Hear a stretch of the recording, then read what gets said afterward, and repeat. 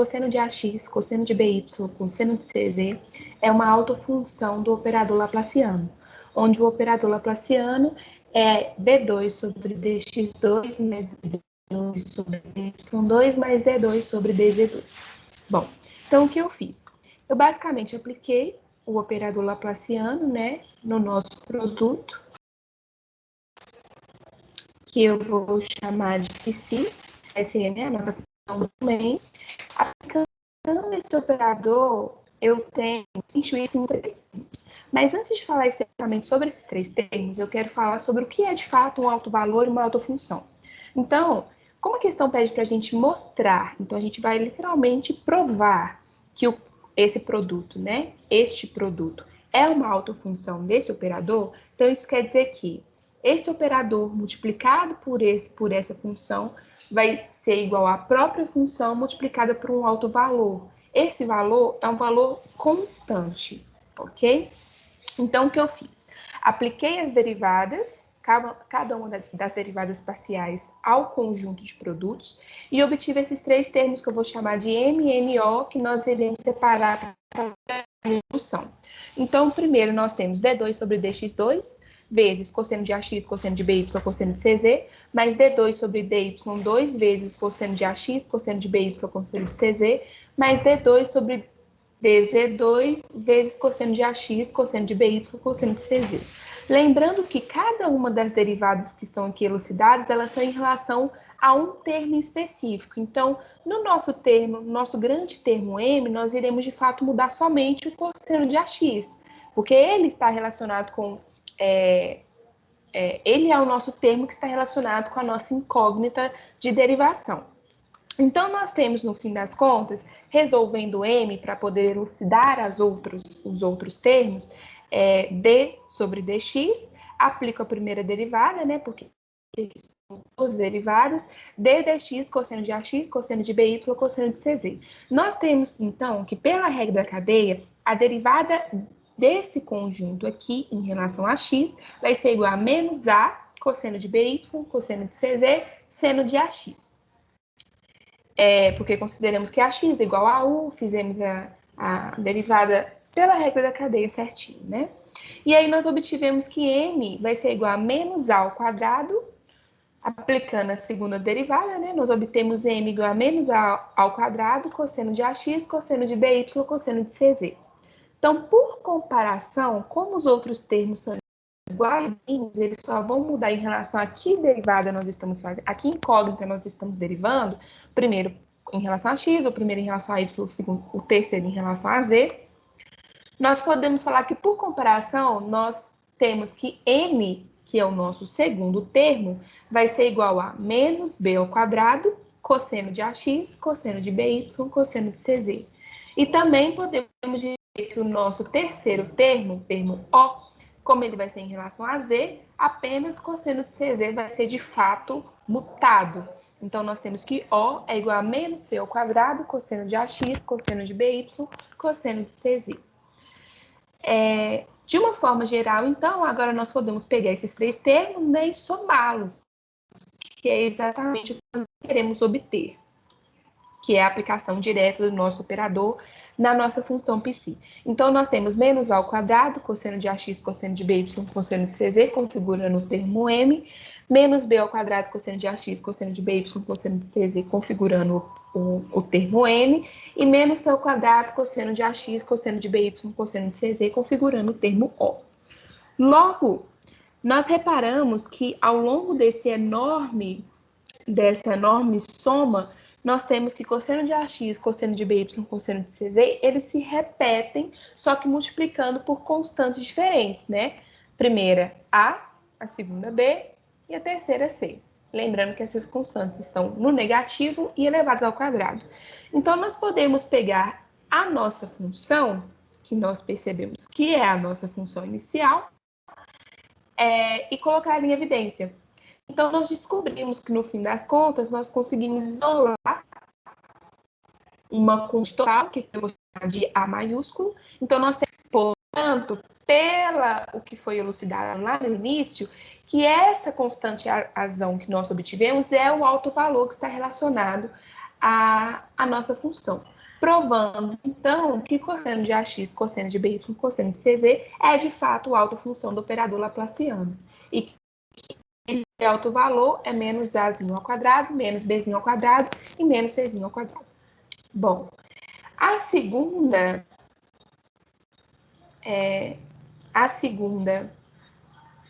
um minutinho. A nossa segunda questão é a questão 21 da nossa lista de exercício, que pede para acharmos a energia que vai estar associada a essa situação, onde nós temos πc2, né? Considerando, partindo do pressuposto que a energia total de πc1 é igual a 4 eletronvolts. Então, nós podemos fazer aqui uma alusão à partícula na caixa, né? Esse é o nosso primeiro ponto nessa questão.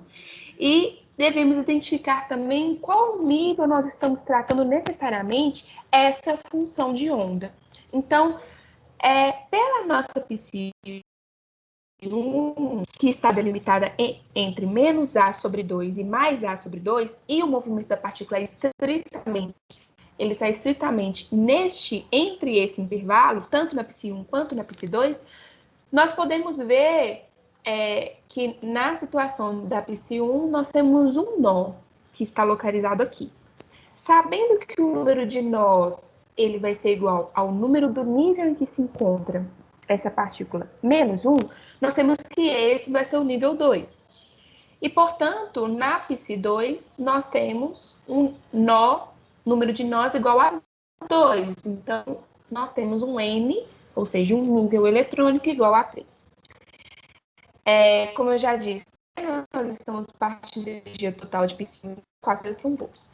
Então, nós temos que, primeiramente, trabalhar um operador de energia, né? Se nós queremos achar uma energia, nós temos que lembrar do operador de energia, que é o nosso operador hamiltoniano, que é menos h cortado ao quadrado sobre 2m, d ao quadrado sobre dx2 mais vx. Então, nós temos que essa equação de onda, ela vai ser por menos h cortado ao quadrado sobre 2m vezes d ao quadrado sobre dx, multiplicado pela nossa função de onda, mais vx multiplicado pela nossa função de onda, menos energia multiplicado pela nossa função de onda. Lembrando que, como isso daqui é o operador de energia, isso daqui também se iguala à energia total do sistema. Então, nesse sentido, eu só multipliquei pela nossa equação de onda cada um dos termos que estão associados e passei a energia para o outro lado da equação, totalizando a equação igual a zero. O enunciado, ele fala que o movimento da partícula é livre. Se esse movimento é feito de forma livre, o Vx associado à caixa, né, porque nós estamos fazendo uma alusão à partícula na caixa, ele vai ser igual a zero. Se dividirmos toda essa equação por menos h cortado ao quadrado sobre 2m, nós vamos ter d ao quadrado multiplicado pelo π1 sobre dx2, mais 2me sobre h cortado ao quadrado vezes π1 igual a zero. Então, nós basicamente eliminamos o nosso termo Vx. E com ele, né, o produto Vx-V1. Vx π1. Isso existe para x localizado, né? X entre sendo maior igual a menos A sobre 2 e menor igual a mais A sobre 2, que é o intervalo que está colocado na nossa partícula. Como nós sabemos que esse π1 ele deve ser contínuo, né? Nós temos, então, que o π de menos A sobre 2 é igual ao π de mais A sobre 2 e ele vai ser igual a zero. Para relembrar um pouco a questão da nossa função de onda, nós vamos lembrar como que se aplica a questão do K, do cálculo do K, né? E qual solução de fato não vai ser trivial, porque nós precisamos desse K para constituir a nossa função de onda, de fato. Então, nós temos que, para K, a gente viu que a solução não trivial, ela existe apenas para K menor do que zero. Então, para K menor que zero, nós temos que a nossa π1 ela vai ser A cosseno de kx mais B seno de kx, onde esse K vai ser a raiz de 2m vezes energia sobre H cortado. Mas nós temos que, pelas condições de contorno que já foram elucidadas na aula, esse A cosseno kx, ele acaba se cancelando, né? Então, ele acaba assumindo o valor de zero. Então, nós obtemos, no fim das contas, que a equação de onda ela vai ser π1 igual a B seno vezes a raiz quadrada de 2m vezes E sobre H cortado vezes x, né? Que é o nosso valor que nós estamos trabalhando. Como eu sei que π1 de quando x, né, é A sobre 2 é igual a zero, eu tenho que π1 é igual a B seno de raiz de 2me sobre H cortado vezes A sobre 2 é igual a zero, porque é em A sobre 2 que nós temos o limite da nossa caixa, vamos colocar assim. Portanto, a raiz de 2me sobre o H cortado vezes A sobre 2, ele tem que ser necessariamente igual a N vezes π. Por quê? Porque exatamente esse termo aqui, quais são os valores em que seno assume, para quais valores de x seno assume um valor igual a zero? Então, são todos os valores em que, que parte de π. Então, π, 2π e assim vai. Então, considerando que n são números inteiros. Então, nós temos que esse termo aqui, que estava aqui em cima, ele tem que ser necessariamente igual a nπ. Dessa forma, rearranjando essa equação, né, elevando ao quadrado, tirando essa raiz, nós obtemos que energia, então, para esse caso, vai ser igual a 2 vezes h cortado elevado ao quadrado, n ao quadrado, π ao quadrado, sobre m de a ao quadrado. Ok. Então, continuando, nós teremos, então, como nós sabemos, né, que π1 e π2 são autofunções e a energia ela vai ser dada por 2h cortado ao quadrado, n ao quadrado, π ao quadrado, sobre ma ao quadrado, eu sei então que a energia de π2 ela vai ser igual a um alto valor, ou seja, uma constante, vezes a energia de π1. Então, eu substituo pela devida equação da energia que a gente encontrou, incorporando então esse valor de A. Fazendo todos os cortes, né, a gente sabe, né, que quase todos os termos eles vão se cortar, com exceção dos valores de n, porque nós temos que para π2 o valor de n é igual a 3 e para π1 o valor de n é igual a 2. Então, nós temos que, no fim das contas, n ao quadrado de 2, de π2, é igual a A, vezes n ao quadrado de π1. Então, nós obtemos, obtemos o valor de A igual a 2,25. Sabendo que a energia total de π1 é 4 elétron-volts e que a energia de π1, ela vai estar associada à energia de π2 através de uma constante, nós vamos multiplicar essa constante pela energia de π1 para obter a energia total de π2, que vai ser igual a 9 elétron-volts. Na questão B, pede para a gente calcular a menor energia total possível para esse sistema. Então, essa energia total, a menor energia total possível, ela vai existir para n igual a 1.